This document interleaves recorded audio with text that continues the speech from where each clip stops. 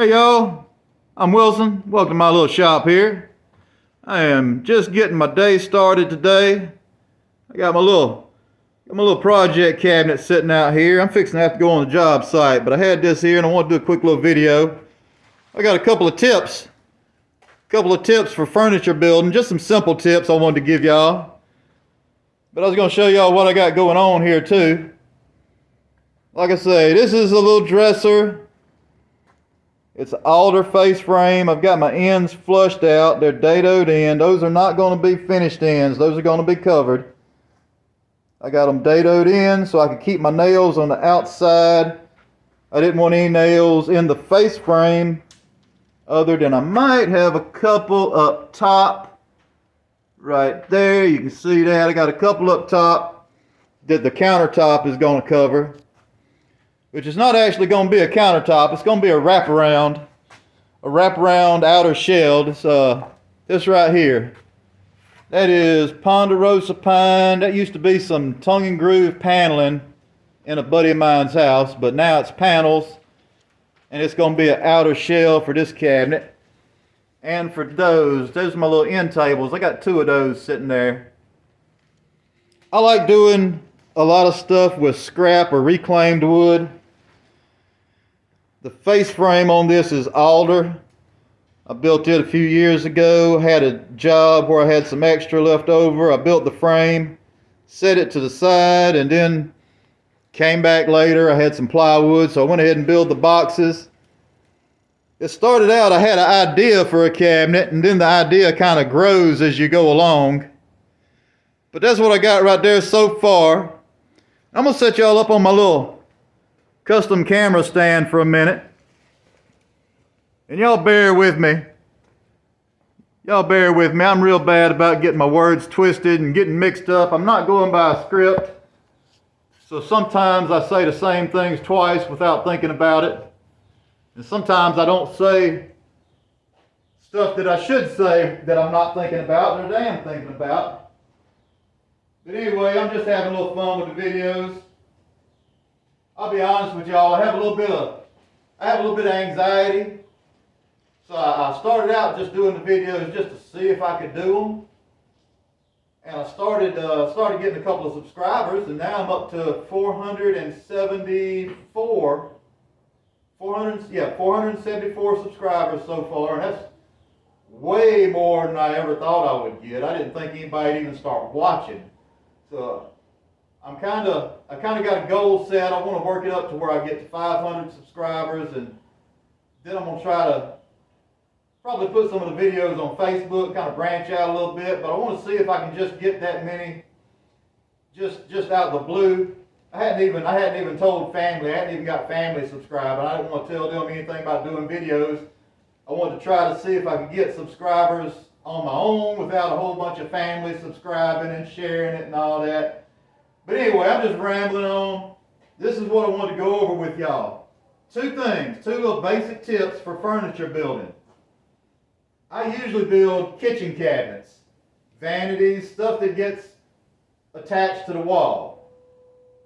For that, you don't want it to flex too much, but if it does flex a little bit, it's not too bad. That's one of the things I want to talk about, flex. Especially when you're doing a freestanding cabinet like this. For kitchen cabinets, a lot of times I'll run my cleats, which is this right here, these that run across the top. We call them cleats where I'm at. Normally I'll run my cleats front to back on kitchen cabinets, because you've got sinks and cooktops and all that that's got to go in, and you don't want to have to cut out something like this for all that to fit in. So I run them front to back. It gets screwed to the wall. That eliminates all the flex that's in it. You just got to make sure that if you build a long cabinet, you got to make sure it's sturdy enough to be able to carry it in the house without it twisting apart. But when you're doing some kind of furniture piece, a freestanding furniture piece, it's a whole different story. You don't want to have that flex. So I run my runners on this one side to side. So I can take right here and pull very minimal flex. I've got them glued into the face frame. I've got them screwed in on the sides, on top here. I probably need to add a couple of screws in this one. But you want to keep that flex out of it. You don't want it to flex at all, because this thing, if it's a freestanding piece, it's going to be moved. Hopefully, it's going to be moved from house to house for the next 100 years. So you don't want it to flex. You want it to be sturdy. You want it to be built to last. It's different than doing kitchen cabinets. Another thing I wanted to talk to y'all about, drawers and drawer weight when you're doing something finished like this. You need to make sure that your cabinet is heavy enough that when you pull your drawers out, it's not going to tip the cabinet forward. I don't know if y'all, I don't know what kind of experience y'all got, but just about everybody has had a taller dresser in their house, and you know, when you start pulling those drawers out on them dressers, on that dresser, if you don't have it attached to the wall, it's going to come forward. That's why they have a little clip on the back when you buy a store-bought dresser, that you can attach it to the wall with that clip, because it's a danger for toddlers and stuff like that climbing up the cabinet. That's another thing. If you got kids, you want to make sure if they try to climb up that cabinet, it's not going to tip forward with them. But what I've done on this one, I used a 1/2 inch back, and that's pretty much all it needed. It's wide enough. It's 19 inches wide, 19 inches deep. That's what we call it from front to back. We call it the depth. So it's 19 inches. Actually, I think it might be 20. I can't remember right now. But anyway, front to back is wide enough that it's not trying to tip over on its own. That's another thing to watch out, is how narrow you build it. If it's going to be freestanding, you want to make sure it can sit on carpet without being wobbly. Something to keep in the back of your mind. But you want to make sure also that a little kid can try to climb on this thing and it's not going to tip over with them. You know, I can get up here and it's not that hard to tip over. I know you can't tell the weight by watching on the video, but from me pulling it, I know that my drawers are not going to tip it out.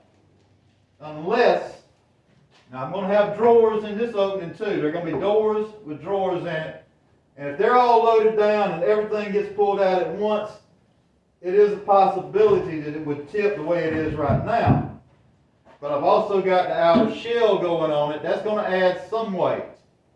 And if you're worried, if you get worried about it tipping over like that, one of the tricks you can do, I'll flip this up so y'all can see.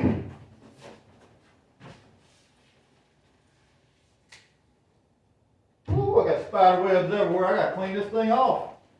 But anyway, one of the things you can do if you have a problem, if you're worried about it tipping over, get you some MDF, cut you some strips, and just screw them on the bottom. However many you need, just give it enough weight to counterbalance it, to keep it from tipping forward. It's just something if you're a beginner, if you're just starting into doing your own furniture, that's something to keep your mind on while you're doing it. It's not that big a deal. Most of the time you build something that naturally works out. But it's something you just keep it in the back of your mind. There's a lot of stuff like that you need to think about while you're building furniture. And that's just one of them. There's so many things to think about. You can't teach everybody everything at once. You have to give them a little bit at a time, and that's what I'm trying to do. I want to do videos, building projects, and just be kind of like showing off. Hey, look at what I can do. But I also want to try to give y'all a little information.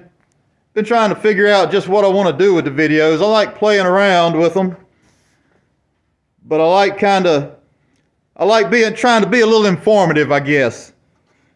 I don't want to sit here and act like I'm a know-it-all. But I've been doing cabinets for over 30 years. So if it's one thing I do know, it's cabinets. But anyway, I'm just rambling the hell on here.